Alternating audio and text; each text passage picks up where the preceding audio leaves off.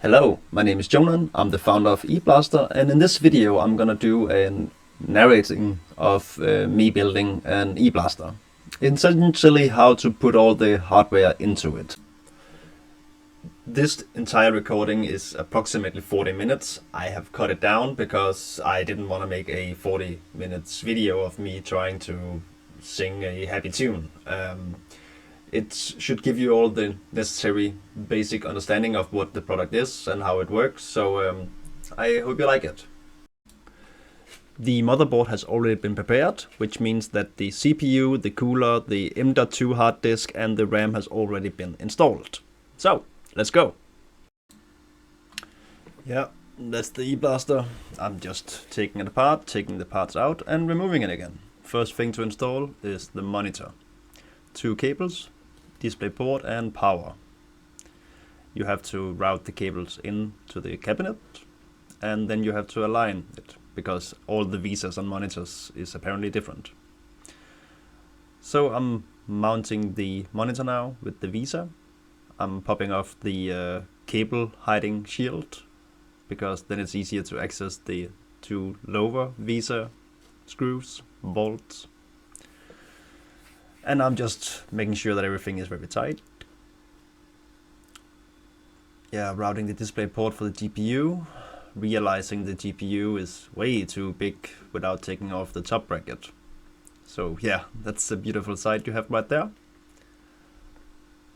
So what I am doing is removing the GPU again, and then I'm taking out the bolts that holds the leg system.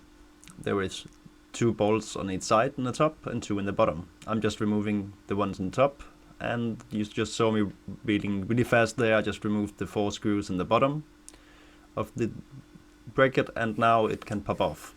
GPU can go in now. Then you just cut some rubber strips that I have available for you when you buy it. It's just to fixate the GPU, so it's in a really good, structured fixation. Bracket back on, putting the bolts back on, mounting the GPU,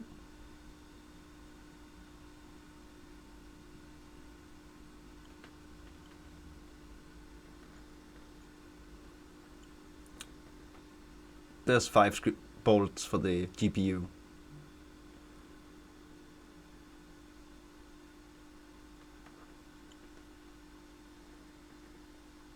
And just check that stability, like the whole unit is like pretty much taking the movement. That's the idea of the eBlaztr cabinet and the way it handles GPU.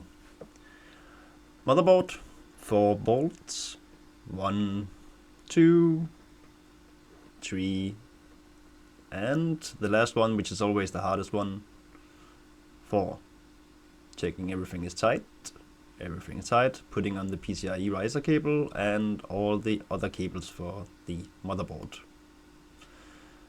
Alright, last but not least, PSU delivered by Seasonic. I always take the cable from the PSU to the the motherboard, the small one first, because it's always hard to get into, and all the other ones goes in afterwards. Mounting the PSU. And as you can see, the top bracket is loose right now. We'll solve that in a few seconds.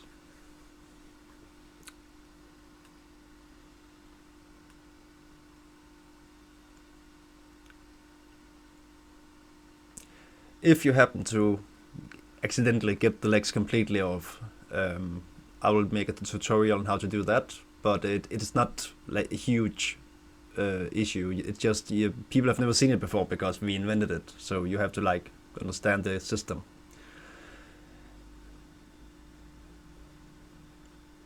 Power to the PSU, putting the cover back in for the cables, and this is also where you can mount extra SSDs if you want to. You can see the holes for that.